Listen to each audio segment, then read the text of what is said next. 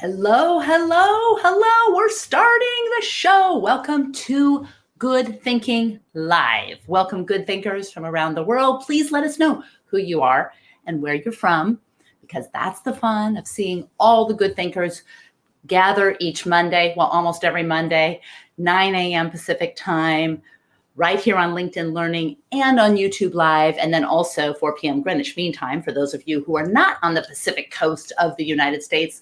Welcome, welcome, welcome, good thinkers. We are here. We're back. We had a week last week, first vacation since COVID, but we're back. And today we're going to be talking about a topic that is so fundamental to how we make decisions, and just the understanding of this, just a little bit of the understanding of this, I think, will help you make decisions in every aspect of your life. And this is our time, as those of you regular good thinkers know, that we steal a little bit of time away from all the time we are told what to think. Do this like that. So we can steal that time and devote it just a little bit each week to improving how we think, from what to think to how to think. So welcome, good thinkers. We've got Tushar here. Hello, Tushar. We have got Stephen from Kiss guitarist Tommy Thayer's hometown. Kiss! Oh, I forgot about that. Okay, fantastic. Every week, another little tidbit that reveals where Stephen is from. Tushar, where are you from? Let us know. Okay, let us know in the chat where you're from, because it's so fun to get the perspective. And this is an important one this week, because this is a particular logical fallacy that seems to be different for different people in different countries. So we'll see what you guys think about this. All right, first question.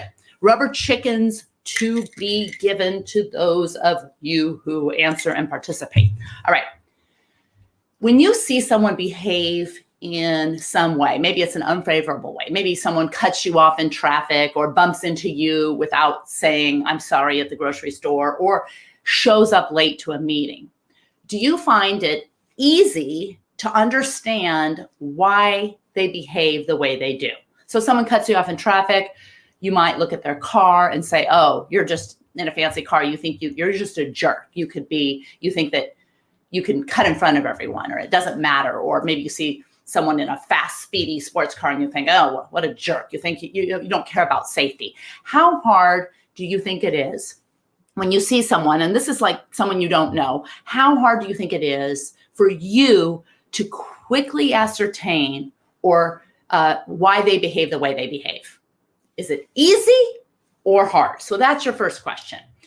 And the second related question is, do you find it easy to predict other people's behavior? Like if you see someone, can you quickly assess and make an attribution as to what they're going to do or what they're likely to do? So one is, you find it easy once you see their behavior to attribute the reason. And number two, when you see someone, do you find it easy to predict what they're going to be able to do? Easy or hard? One, easy, hard. Two, easy, hard. So as you're tuning in, let me know what you think. All right, now, next question. When you think, okay, first think of someone that you know really, really well. Maybe it's a partner or a close friend, or it could be your boss at work or a colleague, but get that person in your mind. All right. How would you define their character? So you have this person in your mind, you would define their character. You're kind of figuring out, how would you define their character? What traits would you say are fundamentally them? They're fundamentally these people. They're honest or lazy or moody or ambitious or skeptical or argumentative. What traits do you think are fundamentally them? Get that in your head, okay? And now try to imagine this person that you have in your head, and you kind of know what fundamental traits are theirs, or you would describe them. Now try to imagine this person in different situations. Okay. How might they act if they were bumped from their flight on a plane? How might they act? Or what would they do if they came home and found a sick, stray animal on their doorstep? What would they do, or how would they act? Or what would they do if they dropped their phone down a gutter? Can you think of the fundamental attributions, or what kinds of things would make the situation irrelevant because that person is who they are in every situation. All right. Now, you can probably start to imagine how this person you have in mind would behave. And we all do this. We all make assertions about a person's character, and then we expect those things to carry out in every aspect of their lives. This is called attribution. Attribution refers to how we explain other people's behavior, or to what do they attribute the behavior. All right. So does everyone have, whoever's here, we missed last week. So I hope people are still tuning in. We're going to have some Mondays that we're off this summer on good thinking. But if you are here, participate. Let us know who you are and where you're from. There will be rubber chickens. Do you have someone in mind? And do you think you can predict their behavior in every situation? Because it turns out that today's topic is the fundamental attribution error. And it's called fundamental because it's so much a part of our human default way of making sense of the world. But when you understand the fundamental attribution error, you can actually tweak yourself a little bit to end up making better decisions and get closer to the truth. So it improves how you think when you understand the fundamental attribution error. Now, the fundamental attribution error refers to this logical fallacy, which is our belief that the way people behave in one area carries over consistently to the way they behave in all other situations. And we tend to assume that the way people behave is a result of their innate or dispositional characteristics, like their personality or their grit or their internal motivation. And we underrate the influence of circumstances and how that can impact people's behavior. So if you look at two things that impact people's behavior, dispositional, which is like your internal personality, your characteristics that you would say are fundamentally you or fundamentally that person, and the situational. So when we see usually bad behavior, we misattribute, that's the fundamental attribution error, we misattribute it to personality. So when someone cuts us off in traffic, we say that they're a jerk. We don't think about the fact that they may have been called to meet their child in the emergency room, or they're running extremely late to a meeting that was called at the last minute. Now, when we cut someone off in traffic, we do the opposite. We attribute it to a situation. Well, I have to do this because I was called in late to a meeting, or I understand that I have to get to the ER to meet someone or whatever. So we tend to externalize our bad behavior and internalize other people's behavior. And this is why it's related to the self-serving bias. So the self-serving bias is when we take internal credit for all the good things that happen to us, and we kind of blame it on external things, the bad things that happen, and we do the opposite for other people. So that is the cognitive bias, the self-serving bias that relates to this logical fallacy, the fundamental attribution error. All right. Okay, so these two types of attribution, disposition and situation, are really important because even when we kind of know the reason, if we don't hold these two different ways of attributing people's behavior, we can still make a mistake. And here is how it all plays out. All right, so this kind of common kind of fundamental decision-making or logical fallacy came out of research from the 1960s. It was the fundamental attribution error the term was coined in the 70s by Lee Ross after a classic 1967 experiment by Jones and Harris. So Jones and Harris did this experiment, and this was in 1967. So Fidel Castro, the leader of Cuba, was big. He was kind of big in the news as a very controversial world leader. Kind of like today would be maybe, Trump or Putin or, whatever. And so they had subjects read an essay. All right. So everyone read an essay, and the essay was either pro-Castro or anti-Castro. All right.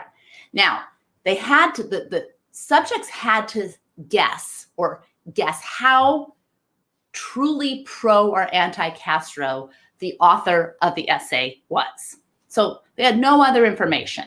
They had to attribute the essay to someone who was either pro-Castro or anti-Castro. So subjects A were told that the people could choose their own position. They could choose their own position. And subjects B were told that based on a flip of the coin, the authors had to write a pro if it was heads or anti-Castro if it was tails. So they had no choice. The situation, the flip of the coin, determined what kind of essay they had to write. All right, so what do you think happened? What do you think happened? So subjects B were told, hey, whoever wrote this, they could choose whether they were going to write an anti-Castro or pro-Castro essay. Well, subjects A overwhelmingly said that the pro-Castro essays were written by people who were definitely pro-Castro, and the anti-Castro essays were written by people who were definitely anti-Castro. They attributed the disposition of their feelings to the essay writer. Now, subjects B knew that it was situational. They knew that it was a flip of the coin, but here's where things got tricky. They still, in spite of knowing that the people who wrote these essays had no choice in whether they wrote a pro or anti, the subjects still attributed it. Well, they probably were a little pro personally or a little anti personally. They could not step outside of attributing a little too much to disposition when it was completely situational. So this is where understanding the situation, we still can default to saying, well, that person made bad choices. You know, you might know that you see someone that's homeless and you see that they're on drugs and you say still, never mind the fact that they were born drug addicted. They were born in a place where they had no services. This is kind of what would happen if that were me. We still think, they probably had more choice in this. It's probably a fundamental personality flaw or bad decision making on their part that has resulted in their becoming homeless. So these are the kinds of things that this fundamental attribution error can trap us. And this has all kinds of ramifications. So for example, if people who suffer from anxiety or depression, this fundamental attribution error can also make you think that people are out to get you or that people treat you the way they treat you because of some internal flaws in you or because they don't like you. My mom used to say, beware of forgetting that we are all the stars of our own show. And she told this story that she had read years before where some guy was on the subway and he had like 3 or 4 kids that were just acting up all over the subway and annoying other people and bumping into the other people on the subway. And finally, someone just said, hey, and the father was just ignoring the kids, the father or the man. They didn't know if he was a father, but the caretaker was ignoring the kids. Turns out it was his father. And someone came up to the father and said, man, your kids are out of control. You really need to get it together. You're a neglectful father. And the man looked up and said, oh, we're just coming from their mother's funeral. So I'm sorry, I've been a little distracted. And that's an example of an attribution, a dispositional attribution, where you're saying, okay, you're a bad father, you're a neglectful father, in an extremely situational attribution. A situational attribution would have been more accurate. So those kinds of things happen all the time. All right. When I was in grad school, I was in applied psychology, so applied behavioral science. And so I acted as a pseudo patient for the clinical psychology students. And this was a crazy thing because the clinical psychology students had to practice their interview skills. And so I was given a script, a role to play. It was an extremely provocative diagnosis, but I had to play this role, and then they would have to interview me to practice their clinical interview skills. So they knew that I was a pseudo patient. They knew that. And so they practiced on me. So So this was a situational thing. It wasn't who I was. It was just this role I was playing, and they knew I was playing a role. A year later, I happened to be in class with a lot of these students, and they were treating me very strangely.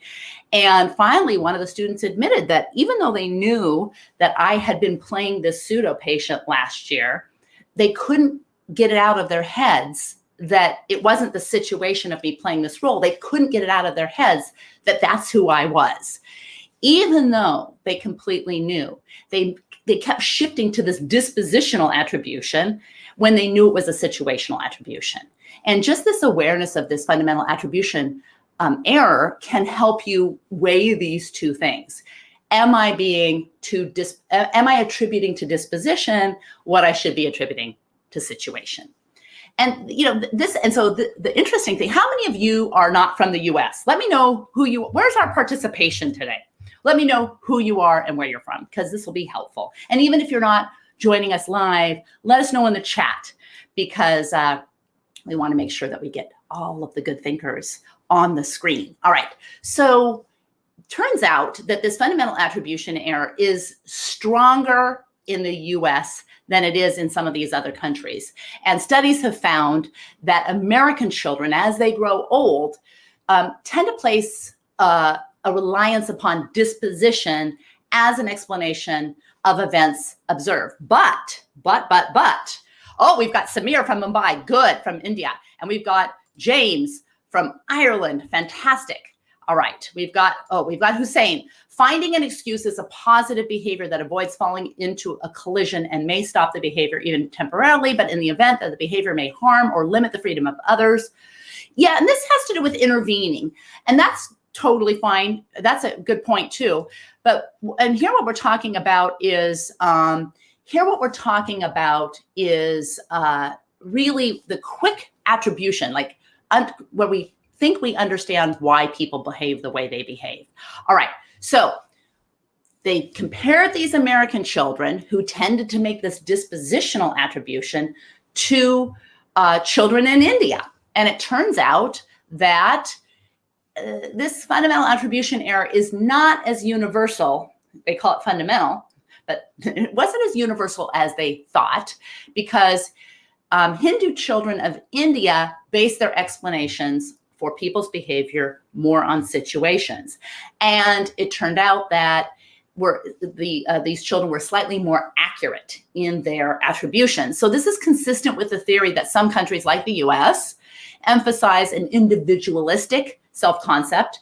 And when you're raised in a society that places a premium on individual achievement and uniqueness, Americans seem to develop a tendency to focus on characteristics of the individual making decisions to perhaps an errored effect. So, do you think you're good at predicting other people's behavior? All right, I mean, we're used to labeling people. Maybe they've taken a test. Maybe someone's taken a test and they come out that they are an introvert, or they come out that they are an extrovert. So now you see them behave at a party in a certain way, and you attribute that behavior to, oh, that's because that person's an introvert. And it may be a wild confluence of situational things, and maybe everything is situational, who knows? But that sometimes these labels that we give ourselves or that we give to other people can trap us into making the fundamental attribution error. Because someone who is, I mean, how many of you are introvert? Like, how many of you have taken a test and you have been told that you're an introvert? And how many of you have taken a test and told that you're an extrovert? And how many of you have never taken a test, but you maybe think you're one or the other? All right. Maybe these labels are more damaging in terms of the fundamental attribution error than helpful. This is why sometimes these tests have an unintended consequence, a negative downside. All right, so what does James say? James from Ireland. James says, perspective of the individual judging has the greatest influence unless they're conscious of this issue. Absolutely. And this is why a lot of these cognitive biases and logical fallacies, we're not going to always be perfect, right? We make these mistakes because #human, but just the acknowledgement of this fundamental attribution error is so helpful. Just saying, could it be situational as opposed to dispositional? My boss screamed at me today. Is it because I'm lame? That might be someone who's depressed. They might say, I'm just always doing it wrong. Or someone who maybe is not suffering from depression might say, that's because my boss is a jerk.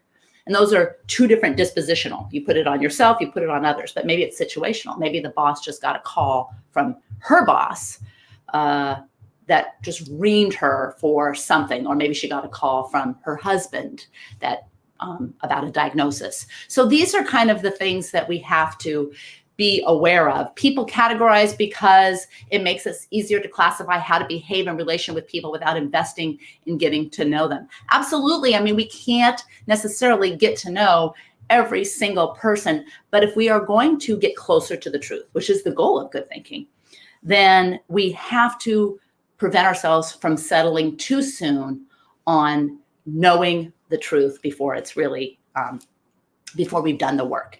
And if you think that the way people behave is always indicative of their core characteristic, that could be a fundamental attribution error. The number one thing, who can guess the number one thing, and you have to kind of put your global hat on, the number one thing that determines your success, and by success, I'm going to get very specific. Like I'm talking about resource allocation. So having enough resources and having a flourishing life where you're not deprived of basic resources. What's the number one predictor? Is it grit? Is it personality? Is it ambition? No, no, no. Who knows? Who can guess? Anyone? I'll give you the answer. Place of birth. Do you choose where you're born? No, it's situational. It's luck or lack of luck or whatever. It's situational. So that's the number one.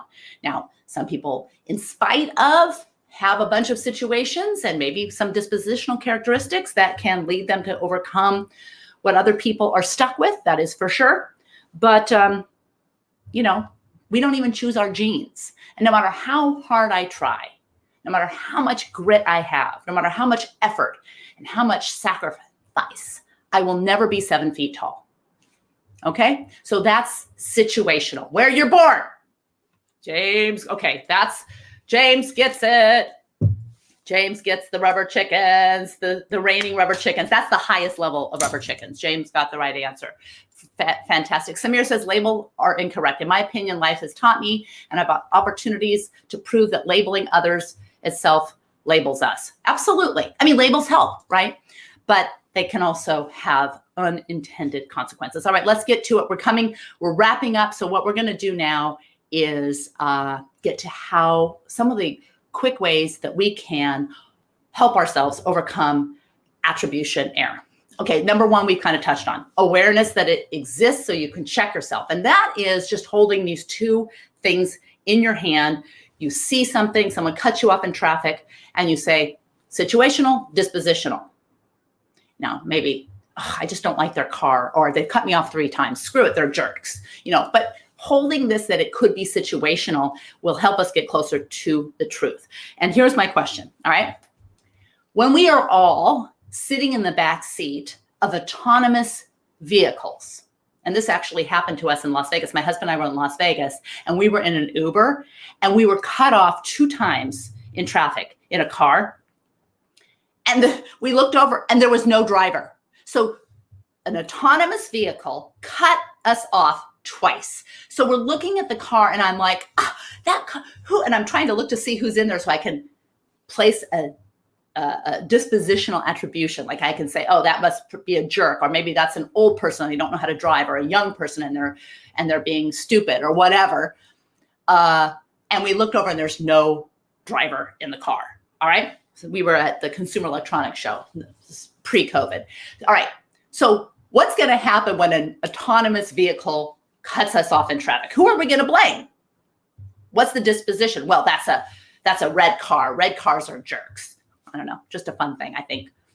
Who are we going to blame when we are all cut off by autonomous vehicles? But, when we get angry at the shopper cutting us in line or the boss reprimanding us, maybe just take a step back and say, okay, my boss does reprimand me quite regularly, but maybe even that behavior, that ongoing behavior, is a result of something situational. The second thing, so just holding those two are number one. Number two is intellectual empathy. And this is different than emotional empathy, where you feel for that person. This is intellectual empathy. And this kind of relates to number one, which is really identifying if I was in that situation, I might not behave in that certain way.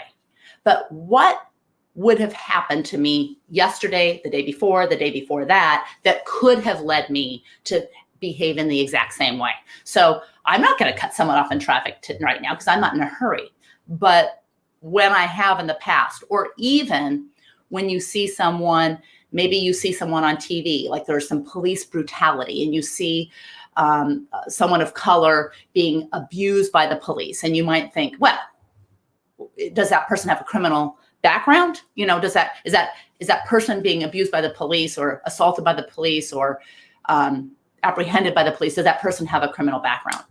So you might say, okay, well, what about, does that police have a background of assault? So just understand and just taking that little bit of intellectual empathy and saying, not like I feel for that person, whatever, in this emotional way, but actually what kinds of things could have led to this situation. When you see videos and you see a clip of a video and you decide right away, oh, that person's a jerk or that person's a this. What happened in the minutes leading up to that video that we didn't see?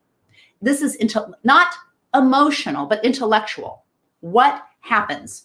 Having the ability to question reasons for something negative happening is highly valuable in establishing internal peace. I couldn't agree more. James is the rubber chicken winner of the day.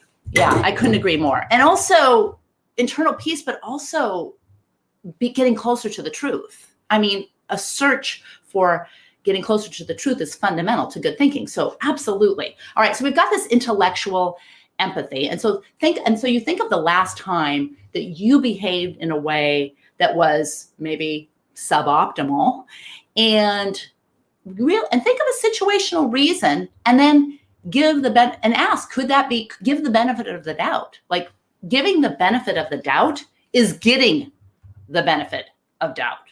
That's the tricky thing. Like, you think you're giving the benefit of the doubt, but then you're getting the benefit, and the benefit is finding more reasons and getting closer to the truth. Afaf from Tunisia, welcome. I'm so glad you checked in. All right, and then the third way to kind of overcome or check fundamental attribution error is to think of the person and not the action.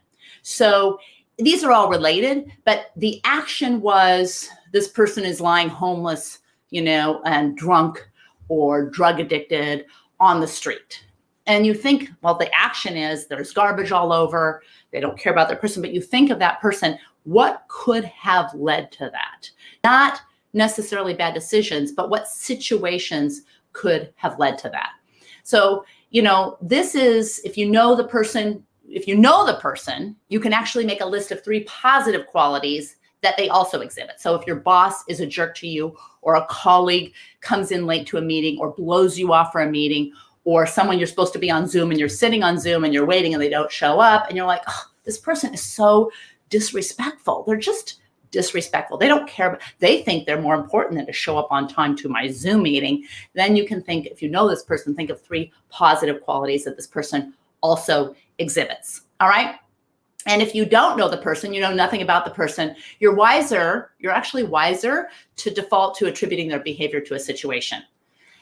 You get closer to the truth when you don't know the person by attributing their behavior to a situation. All right, number 4, when someone's bad behavior is seemingly directed to you, don't take it too seriously. Like I said, my mom used to say, don't forget that we are all the stars of our own show. But to other people, you're not the star. So when someone, if you suffer from depression or anxiety or kind of beating yourself up, probably the person that just ignored you or showed up late it's probably the situation. And you don't have to just make excuses for people all the time. I mean, it doesn't mean you have to even settle for being treated that way. But if you want to understand things, you're better with people that you don't know, you're better to attribute it to a situation. And then here's the bonus for those of you who stay 1 extra minute or 2 extra minutes. How do you help people avoid making a fundamental attribution error toward you? All right, so let's say you show up to the ER. You've had a stomach ache for 2 weeks, and finally it's 1 o'clock in the morning, and you show up to the ER, and you tell the doctor, yeah, I've got this really bad stomach ache. And the doctor says, well, how long has it been going on? And you say, well, 2 weeks. And the doctor's like, what are they thinking? They're like, why are you coming here at 1 o'clock in the morning? Why didn't you go to your primary care? Why did you come in the middle of the night? So if you have a reason for that, it might be acknowledging that other people make this fundamental attribution error. So you show up late to a meeting, or you bump into someone and they yell at you, and you at the grocery store. You might acknowledge, hey, I understand that you might be thinking, wow, what a flake for coming in at 1 o'clock in the morning for a stomach ache you've had for 2 weeks. Or you might be thinking, hey, how rude of me to shut the door on your face or bump into you in the grocery store and not apologize. I understand how you might be thinking that. I'm going to explain that there is maybe a reason that has nothing to do with me. And then you go on to explain. So you could say to the doctor, I might understand. I might see, like, you think, wow, why are you coming in at 1 o'clock in the morning if you've had the stomach ache for 2 weeks? But you have to understand, I'm working 2 jobs. If I miss work, then I don't have the money to pay my hospital bills, and I don't have any kind of childcare except for Tuesday nights overnight, and it's Tuesday night, so I have someone staying at my house, which is why I can come here, and they don't show up till 10 o'clock at night, so I couldn't get here any sooner. So I understand where you might be thinking that, but you give them a situational reason. So you acknowledge the fundamental attribution error, and you give a situational reason. You might wonder why I'm showing up late to this meeting. I can tell you right now, it is not because I don't value your time. I had this, and this. And I'm not offering that as a reliable excuse or a reasonable excuse. I'm offering it so that you understand the truth. So just helping other people overcome the fundamental attribution error can be an enormous benefit to your own life. So that's it. We've gone 3 minutes over. We are taking a break next week because I'm traveling again on vacation, but we will be back on June 28th. And the show is going to be amazing. So please, good thinkers, tune in back here June 28th. I've been traveling to places that don't have Ethernet, so I can't stream live. Anyway, thank you for being here. Welcome to a week of good thinking. Again, 9 a.m. Pacific time, 4 p.m. Greenwich Mean Time, LinkedIn Live, YouTube Live. Subscribe to the channel if you want notification. Have a great week.